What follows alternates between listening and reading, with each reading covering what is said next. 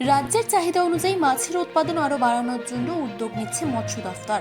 রাজ্যের মৎস্য দপ্তরের সচিব রোশনি সেন নলবনে রাজ্যের মৎস্য দপ্তরের উদ্যোগে আয়োজিত বিশ্ব মৎস্য দিবস উপলক্ষে একথা জানিয়েছেন।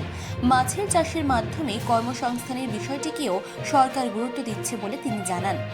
আমাদের সারা রাজ্য জুড়ে আন্তর্জাতিক মৎস্য দিবস পালিত হচ্ছে।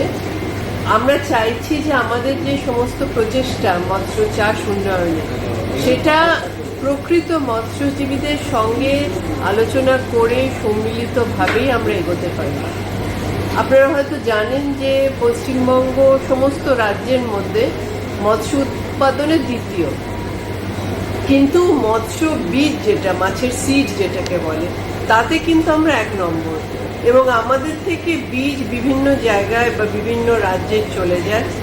অন্ধ্রপ্রদেশে আমাদের থেকে মাছের বীজটা নিয়ে ওরা সেটাকে বড় করে আবার আমাদের কাছেই বিক্রি করে। এই যে জিনিসটা, যে অন্ধ্রপ্রদেশ থেকে বড় মাছ নেওয়ার যে প্রবণতা, এটাকে কমানোর জন্য কিন্তু এখন আমরা মৎস্য চাষিদের উৎসাহিত করছি যাতে ওরা বড় মাছ চাষ করে এবং বড় মাছের চাহিদা আমরা আমাদের রাজ্য থেকেই মেটাতে পারি। চিফ এডিটর জিতেন সরকারের রিপোর্ট, চেতনা বার্তা। জেগে থাকে, জাগিয়ে রাখে।